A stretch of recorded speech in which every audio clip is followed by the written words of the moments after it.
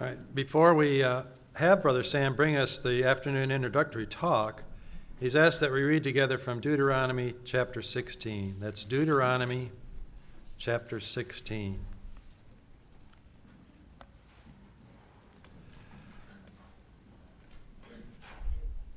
Observe the month of Abib and keep the Passover to the Lord your God. For in the month of Abib the Lord your God brought you out of the land of Egypt by night. And you shall offer the Passover sacrifice to the Lord your God from the flock or the herd at the place which the Lord will choose, to make his name dwell there. You shall eat no leavened bread with it. 7 days you shall eat it with unleavened bread, the bread of affliction. For you came out of the land of Egypt in hurried flight, that all the days of your life you may remember the day when you came up out of the land of Egypt. No leaven shall be seen with you in all your territory for 7 days, nor shall any of the flesh which you sacrifice on the evening of the first day remain all night until morning. You may not offer the Passover sacrifice within any of your towns which the Lord your God gives you, but at the place which the Lord your God will choose to make his name dwell in it, there you shall offer the Passover sacrifice. In the evening, at the going down of the sun, at the time you came out of Egypt. And you shall boil it and eat it at the place which the Lord your God will choose. And in the morning you shall turn and go to your tents. For 6 days you shall eat unleavened bread. And on the 7th day there shall be a solemn assembly to the Lord your God. You shall do no work on it. You shall count 7 weeks. Begin to count the 7 weeks from the time you first put the sickle to the standing grain. Then you shall keep the feast of weeks to the Lord your God, with the tribute of a freewill offering from your hand, which you shall give as the Lord your God blesses you. And you shall rejoice before the Lord your God, you and your son and your daughter, your manservant and your maidservant, the Levite who is within your towns, the sojourner, the fatherless, and the widow who are among you, at the place which the Lord your God will choose to make his name dwell there. You shall remember that you were a slave in Egypt, and you shall be careful to observe these statutes. You shall keep the feast of booths 7 days, when you make your ingathering from your threshing floor and your winepress. You shall rejoice in your feast, you and your son and your daughter, your manservant and your maidservant, the Levite, the sojourner, the fatherless, and the widow who are within your towns. For 7 days you shall keep the feast to the Lord your God at the place which the Lord your God will choose. Because the Lord your God will bless you in all your produce and in all the work of your hands, so that you will be altogether joyful. 3 times a year all your males shall appear before the Lord your God at the place which he will choose, at the feast of unleavened bread, at the feast of weeks, and at the feast of booths. They shall not appear before the Lord empty-handed. Every man shall give as he is able, according to the blessing of the Lord your God, which he has given you. You shall appoint judges and officers in all your towns, which the Lord your God gives you, according to your tribes, and they shall judge the people with righteous judgment. You shall not pervert justice. You shall not show partiality, and you shall not take a bribe. For a bribe blinds the eyes of the wise and subverts the cause of the righteous. Justice, and only justice, you shall follow, that you may live and inherit the land which the Lord your God gives you. You shall not plant any tree as an Asherah beside the altar of the Lord your God, which you shall make. And you shall not set up a pillar which the Lord your God hates. I'll turn our attention to our brother Sam Mansfield. He'll give us the introductory talk this afternoon, and it is entitled, Appearing Before the Lord. Brother Sam.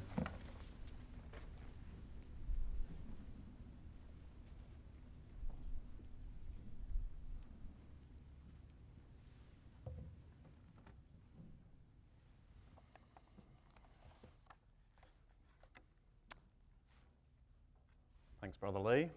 Enjoyed that swan song. And good afternoon, everyone. So I'm aware of the irony of dealing with a subject entitled The Feasts, having just indulged in one, sort of travelling across the US for the last couple of weeks. Given the portion sizes, everything seems to be a feast here. There's no meals, they're all feasts. But when the committee suggested this topic for this afternoon, I was pretty happy because I realised it gave me an excuse to look at my sort of main area of biblical interest at the moment, which is the book of Deuteronomy. And so that's what we're going to have a brief look at this afternoon. When we look at the law of Moses, I guess sort of in its bare detail, as we're sort of perhaps struggling through the readings of Exodus and Leviticus perhaps, we struggle to relate to it, I think.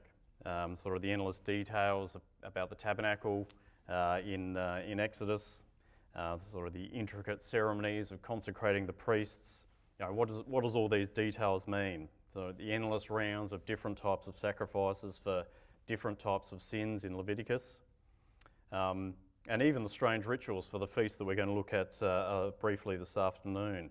How is any of this detail, any of these rituals, any of these ceremonies with blood and with dead animals and weird clothing, how is any of that's so foreign to us, how is that supposed to affect our lives in 2019, sort of 3,500 years after it was delivered? And I think a big part of the answer to that question is given to us in the book of Deuteronomy. So I just want to spend a couple of minutes looking at what I think is the essence of what Moses is trying to do with his fifth book here. Brother Dennis Skillett, who's going to get a bit of a workout today, has already had one this morning. He had this to say in his studies on the book of Deuteronomy. He said, "In the book of Deuteronomy, there are words which are central and fundamental to the discipleship of Christ. They were spoken a long time ago, as we know, measured in human time, but they weren't spoken incidentally." It's not just off-the-cuff remarks that Moses is making here. They're not spoken dispensationally, so they're not just spoken to people for that time period. They were spoken essentially. They were spoken universally, because they were spoken on the basis of principles that are perpetual and timeless. Things which were true then, things which are true now. So these words of Moses in the book of Deuteronomy are not just for those under the law. The principle that Moses is trying to get Israel and us to see are eternal principles, God's principles of salvation, which don't change over time. And part of those principles can be seen in these feasts, these three feasts that are dealt with in this chapter, three feasts of Israel. So why did God want Israel to get together 3 times a year? Why does he want us together every now and then? In home groups, in ecclesias every week, and together as ecclesias at Bible schools. And essentially it's for the same reason. It's a celebration of our salvation. So don't forget that Moses, in giving Deuteronomy, is really delivering a speech to Israel right at the end of his life. So the law that gets called the law of Moses has been received from God 40 years earlier. So Moses has had 40 years to examine the law, think about the law, see the law in action, at least partly in Israel as they wander through the wilderness. And what he delivers in the book of Deuteronomy is really a distillation of 40 years of Bible study on this subject. And what's his aim? His aim is, I believe, twofold. And it's almost contradictory. He wants Israel to keep the law on one hand, sort of as a method of keeping the nation together religiously and civilly, and to teach them important lessons. He knows the law is going to be important to the Jews for the next 1,500 years or so, but he also wants them to see beyond the law. He wants them to be able to see those eternal principles that Brother Gillett was referring to. And above all, I think he wants them to see that the law can't save them, that it's just a method of teaching them, just a method of helping them come to see the coming Messiah. So keep the law on one hand, but look beyond the law on the other hand. I think that's Moses' aim in delivering Deuteronomy to Israel. And Moses uses a lot of different methods to get this message across.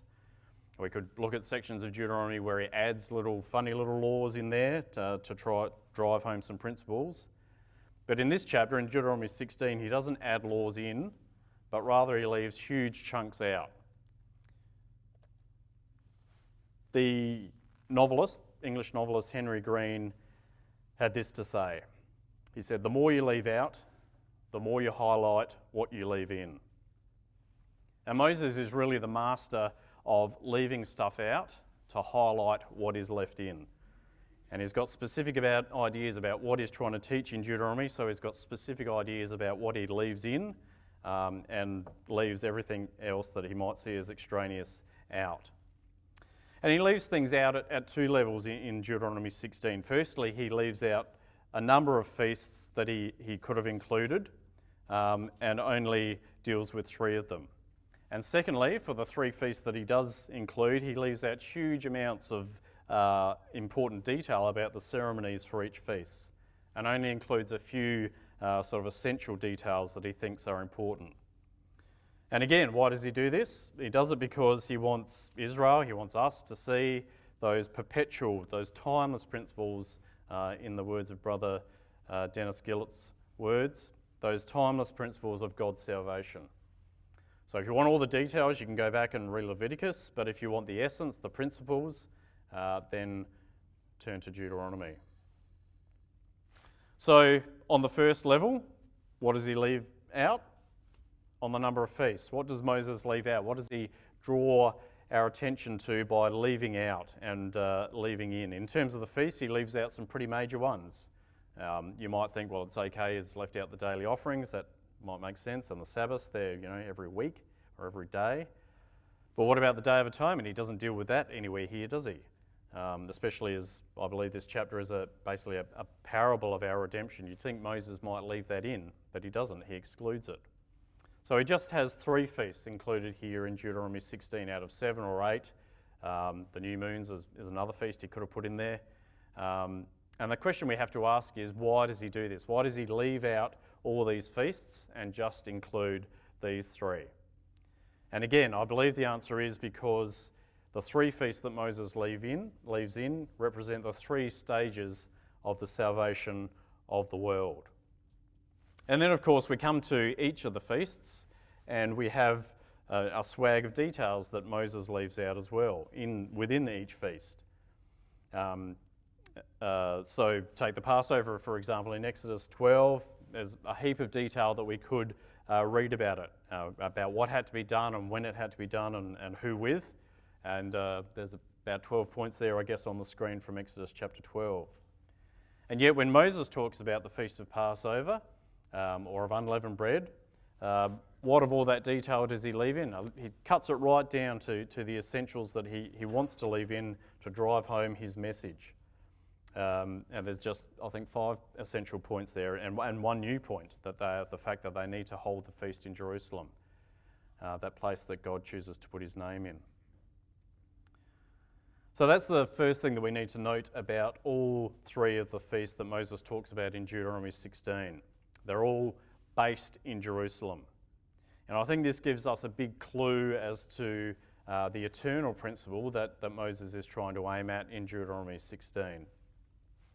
And I'm suggesting that the 3 feasts represent the 3 stages of salvation of the world, not just Israel, but the entire world, Jews and Gentiles. And the fact that it's about Jerusalem is really our first big clue. So see how Moses emphasises the location in verse 2 of Deuteronomy 16.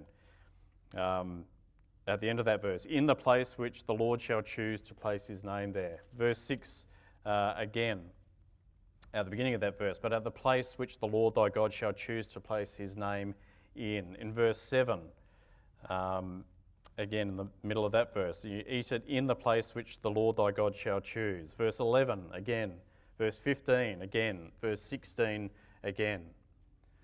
Now I'm not sure why Moses doesn't just tell us that the place is Jerusalem. He keeps referring to it as this place where God's going to choose to place his name. I'm not sure why the actual location isn't revealed at this stage. It's not really confirmed until David comes on the scene a few hundred years later. So if you've got any thoughts about that, on why Moses doesn't just say Jerusalem, instead of this mystery place, then I'd be keen to hear about them. So why Jerusalem though? Why is that a key to understanding these three feasts?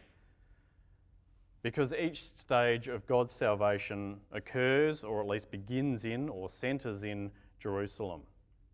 So what are these three stages of the salvation of the world that Moses portrays through these three feasts? So the first stage is the Passover. And the first stage of our salvation is, of course, the sacrifice of Christ. He is our Passover. How does Moses highlight this? Well, in Deuteronomy 16 verse 2, as we were reading, you might have noticed that he says, the Passover. Keep the Passover unto the Lord. And yet we know there would have been thousands, if not hundreds of thousands, of Passover lambs offered each Passover. And yet Moses says, keep the Passover in that verse 2 there. There's only one Passover lamb, says Moses, and that's the Messiah. In case we've got any doubt, 1 Corinthians 5 verse 7, Paul really spells it out for us, doesn't he? Christ our Passover, he tells us exactly that. And of course, Revelation 13 verse 8, Christ being represented by a slain lamb. And he was, of course, killed in Jerusalem. So the Passover feast becomes part of this 7-day event of unleavened bread. And once we accept Christ as our Passover lamb, the rest of our lives are really spent getting rid of that leaven of malice and of wickedness out of our lives, as 1 Corinthians 5 verse 8 goes on to say. So all these items that Moses leaves in Deuteronomy 16 are really intended to make us home in on this idea that he's talking about Christ, the Passover, and our salvation that's achieved through that. And of course, the emphasis in that first part of Deuteronomy 16 is all about leaving Egypt, and that's what the Passover is all about. And spiritual Egypt, of course, is what we have left behind now. Now, the next stage is the second feast that Moses deals with is Pentecost, or the Feast of Weeks. And that's the next stage of the salvation of the world, isn't it? The stage of the Feast of Weeks of Pentecost. How do we know that? Because Luke tells us explicitly in Acts chapter 2, when the day of Pentecost was fully come. So that's the fulfillment. We don't sort of have to guess about this either. And what is that fulfillment? It's the gospel message going out from that tiny ecclesia out to the entire world. Having accepted Christ as the Passover lamb, the brothers and sisters now spread that gospel beginning in Jerusalem and spreading it out through the world. So it starts in Jerusalem amongst the Jews, the Jewish people, and then spreads out to Judea, Samaria, and the uttermost parts of the earth, even to Australia and Indiana.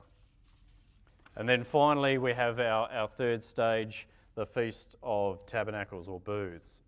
So the third and final stage of the salvation of the world is the establishment of God's kingdom. And that's represented by the Feast of Tabernacles. And it's really Zechariah that confirms this for us. So which feast gets mentioned as part of Zechariah's vision of the kingdom age? Well, it's the Feast of Tabernacles in Zechariah 14 verse 6. Now you'll probably remember that the Feast of Booths, the Feast of Tabernacles, was when Israel had to move out of their solid brick timber framed houses and live in little temporary tents, so made from tree branches. So it represents really complete reliance on God, not reliance on the four walls of our houses, but complete reliance on God. And that's how we're going to be in the kingdom, isn't it? There's not going to be any need for any worry, for any protection apart from God's protection.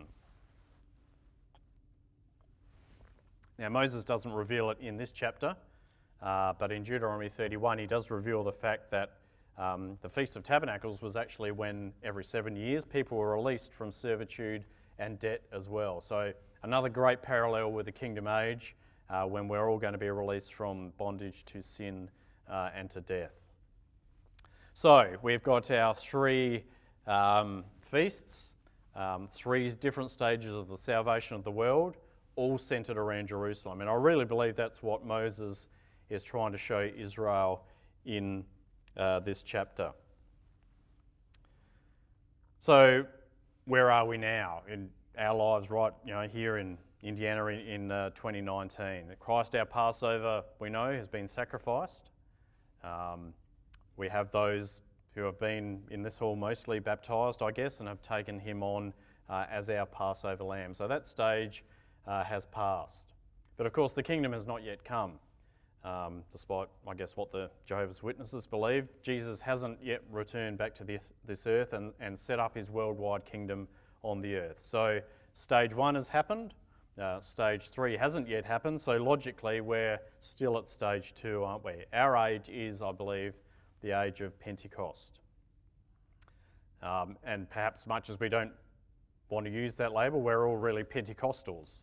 Do I have that term here in the US as the sort of evangelical church? Yeah, okay. So we all are really Pentecostals because that's the age we're living in. We're living in the era of the Feast of Pentecost. Not that we have Holy Spirit gifts or anything like that, but we are living in the age of the Feast of Pentecost. Our Passover lamb's been offered. We've emerged from Egypt, but we haven't yet reached our promised land. We're not yet in the era of the Feast of Tabernacles. We are in the era of Pentecost. So again, when it comes to the details that Moses leaves out, what details does Moses leave out when he talks about his description of the Feast of Pentecost? Well, it's heaps. If you read through Leviticus 23, verse 16 to 20, it's full of details about what Israel had to offer for the Feast of Pentecost. And as you can see on the screen, it's quite a list. And what does Moses include of this in his description in Deuteronomy 16? Well, nothing at all. He leaves out all of this detail and limits his description of the feast to only a couple of verses.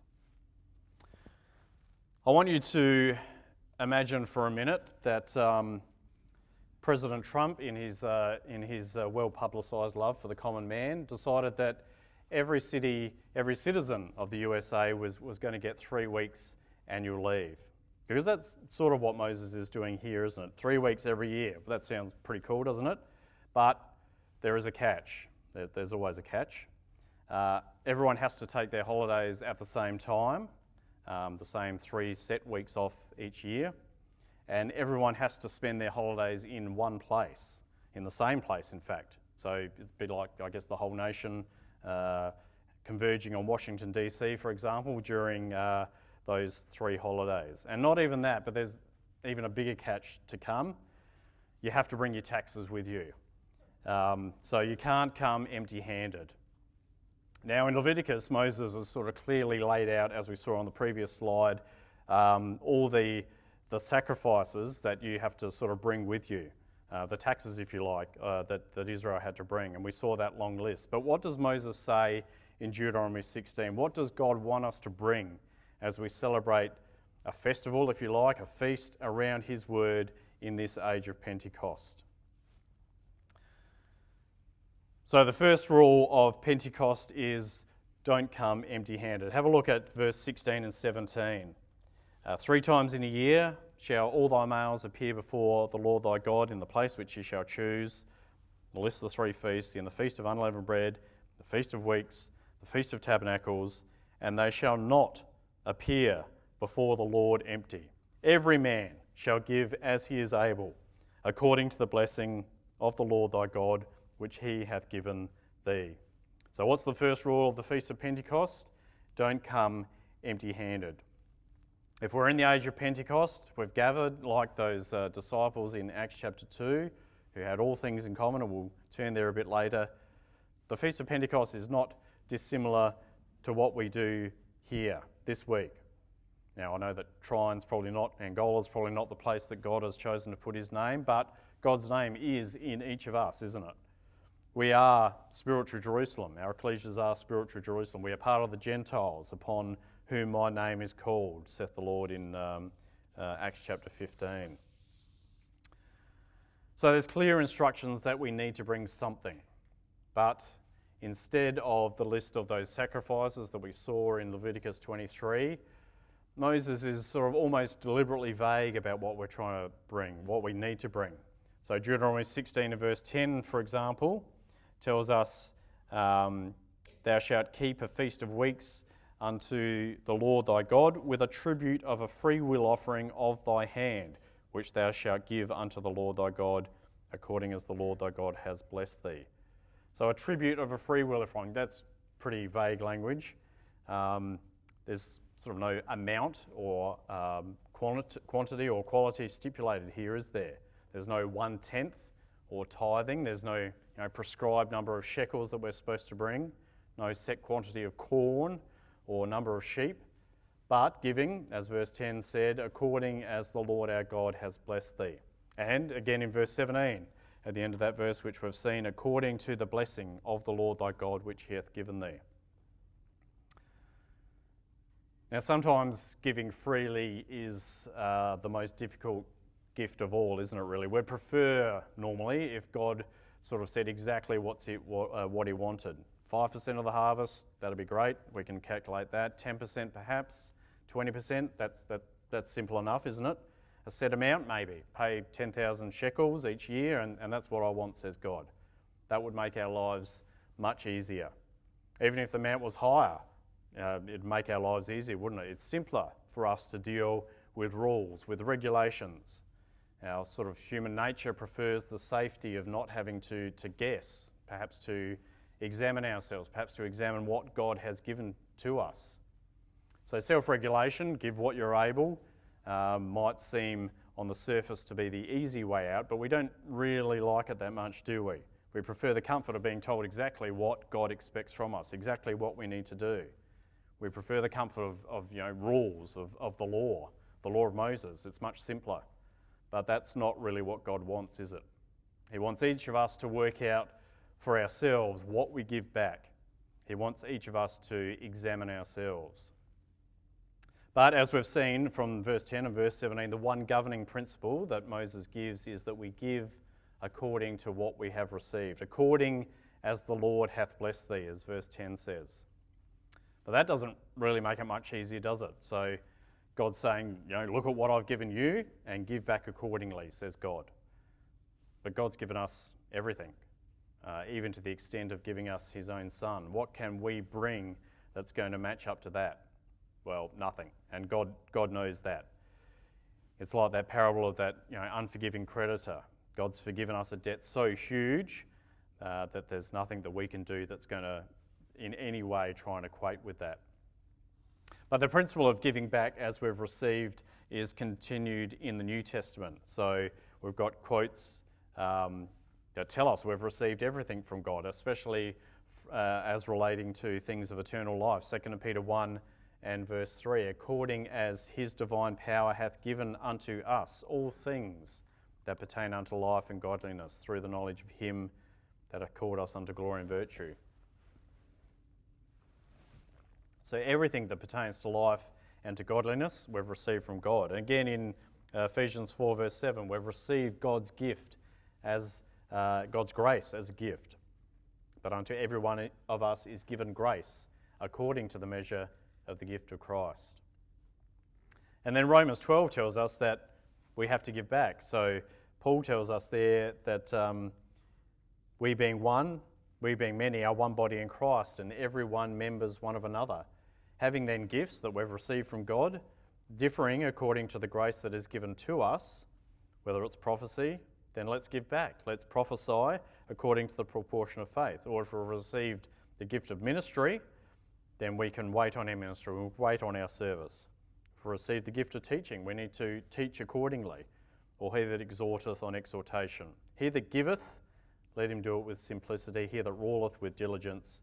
He that showeth mercy with cheerfulness. So exactly the same principle according to Paul. We've received gifts according to grace, so let us use that gifts, particularly in the service of others, as prophets or servants or as comforters of one another.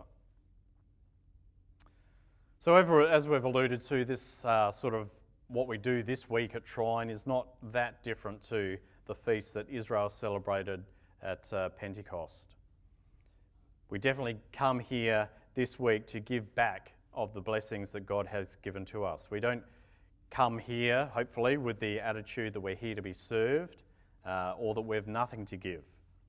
God doesn't want you coming here this week empty-handed. Bring fruit, he says. Bring of your first fruits. Bring of your harvest.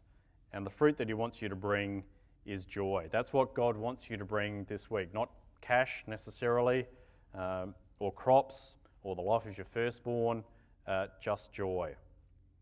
Pentecost was an opportunity to give back, and this week is really an opportunity to give back as well. But I hear you say, I don't have anything to give. I'm just a small, insignificant member of an insignificant ecclesia. I haven't sort of prepared any talks. I'm not running the Sunday school. I'm not on the committees or chairing any meetings. What can I bring? Well, God is very clear on what you need to bring. You bring what he gave you. The focus for what we bring is not so much on what I have to offer, but on what God has given me. Again, verse 10, according as the Lord thy God hath blessed thee. And verse 17 again, according to the blessing of the Lord thy God which he hath given thee. What we bring when we gather together is a response to what God has given to us. So who does Moses say is going to be at the Feast of Pentecost with their free will offerings? Is it just going to be the rich people? Just those big landowners that had received heaps from God in the harvest and so could afford to give heaps back. If you read through verse 16 of Deuteronomy 16, you might think that it's just the males that come to Jerusalem. But for the Feast of Pentecost, for our age, everyone is there. See verse 11, thou shalt rejoice before the Lord thy God, thou and thy son and thy daughter and thy manservant and thy maidservant and the Levite that is within thy gates and the stranger and the fatherless and the widows that are among you in the place that the Lord thy God hath chosen to place his name there. What's unique about all those people that are listed there? Well, none of them are landowners. They're all people with no inheritance. What's the point of them turning up? They don't have a harvest to bring, did they? Well, they had no natural harvest to bring, but they could still bring something. What was it? Well, the Feast of Pentecost is based around the beginning of the harvest, as we've already seen in verse 9. We're talking about from the time that they are beginners to put the sickle to the corn, that's when it's from. And the tabernacles is at the end of the harvest, if you have a look at verse 13. So it's based around the first fruits of the harvest. And because, of course, we're in Deuteronomy, looking at the timeless principles rather than just rituals, the idea of harvest, of fruit, should really remind us of the fruit of the Spirit in Galatians chapter 5. This is what God wants us to bring, not money or time or good deeds or corn or sheep. He wants us to bring these characteristics. Galatians 5 and verse 22 to 23, but the fruit of the Spirit that we bring is love. And what's love made up of? It's made up of joy, of peace, of long-suffering, of gentleness, of goodness, and of faith, and of meekness and temperance. Against such there is no law. And what's the first of those love characteristics that Paul mentions in Galatians 5? It's the characteristic of joy. And what's God's instruction for Israel in Deuteronomy 16? What's the one thing that everyone can bring to Pentecost, whether they own land or not?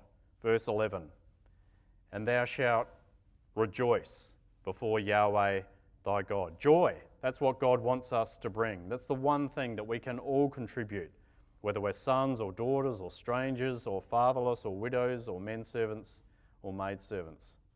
We can bring joy because God has given us so many reasons to rejoice. If we bring joy this week, it's only because God has blessed us with so many reasons to rejoice. This is the first fruit of our harvest, and this is the fruit that continues into the age of tabernacles, the kingdom age. See in verse 14, so this idea of rejoicing, it's mentioned once in the Feast of Pentecost, and then twice in the age of tabernacles. Thou shalt, in verse 14, thou shalt rejoice in thy feast. That's tabernacles now. Thou and thy son and thy daughter. And again in verse 15, thou shalt surely rejoice. Our rejoicing isn't going to stop in this age. It's going to carry on into the kingdom age and become the defining characteristic of that age all over the world. So what do we bring? We bring joy. And joy, as we've seen, is the sort of defining characteristic both in Deuteronomy 16 and in the fulfillment of the day of Pentecost in Acts chapter 2. So remember that Acts chapter 2 begins with the word that when the day of Pentecost was fully come. Acts chapter 2 is all about the fulfillment of this feast. And how does that chapter end? Acts chapter 2 verse 45. The disciples sold their possessions and goods and parted them at a free will offering, exactly what we're dealing with back in Deuteronomy 16. And they parted them to all, not just the rich, the landowners. They parted them to all, particularly those that had nothing, the children, the fatherless, the Levites, the bondservants, the maidservants, the manservants. To all men as every man had need. And then in verse 46, they, continuing daily with one accord in the temple and breaking bread from house to house, did eat their meat with gladness. And that's our same Greek word for joy in Galatians chapter 5. They ate their meat with joy and singleness of heart, praising God and having favour with all the people. And the Lord added to the ecclesia daily such as should be saved. Now, this offering of joy that you're going to bring this week is going to be easier for some people than it is for others. I don't know that many of you personally, but I've got no doubt that some people coming here this week, probably many, are coming this week burdened down with pressures of life. Perhaps family issues, perhaps ecclesial issues, perhaps work issues, financial issues, health issues maybe. Does that mean that we can't bring joy this week? It doesn't. Don't confuse biblical joy with mere cheerfulness. So what is joy not? We can define it by what it's not. It's not mere cheerfulness. So Dennis Gill, once again, cheerfulness is good, but it is circumstantial. Where cheerfulness is impossible, joy remains. So we can't just rely on our circumstances to be joyful. That's not biblical joy. Joy, biblical joy, is delight in God despite our circumstances. 1 Peter chapter 1 deals with this sort of almost contradictory statement. Who are kept by the power of God through faith unto salvation, ready to be revealed in the last time, wherein, in this salvation, we greatly rejoice, though now for a season, if need be, ye own heaviness through manifold temptations. Now, there's nothing joyful about heaviness, is there? And yet, this is the paradox of biblical joy. It can be felt even in the direst of circumstances. How is this possible? Well, it's really only by recognising that the heaviness is temporary. Only by looking past our current circumstances, whether they're good or bad, towards that great hope that God has given us, can we have true joy. Like Paul and Silas singing God's praises, having been beaten and thrown into stocks, we need to look past our immediate situation. This is true biblical joy, not despair because of our temporary circumstances. It's a delight in God, in His character, in His Son, in His book, in His sons and daughters that we meet with this week. So again, what does God want you to bring this week to this Feast of Pentecost that we'll enjoy at Trine? He wants you to bring a delight in Him, a delight in reading His Word, a delight in singing His praises, a delight in praying to Him, a delight in fellowshipping with His children, our brothers and sisters, a delight in enjoying the gifts that He has given us, food, clothing, shelter, life itself. If we can do that for a week, if we can do it just for 1 week, what will be the effect? What will be the effect on you if we can do that for a week? What will be the effect on everyone else? What will be the effect on God, on His Son, on the angels in heaven? Our joy is going to be infectious, isn't it? Joy begets joy in yourself and in others. If we want to bring a contribution this week, a free will offering, let's bring joy, a gift that keeps on giving, both to the giver and the receiver. If we can bring a joyful spirit, the week will be better for you and better for everyone else.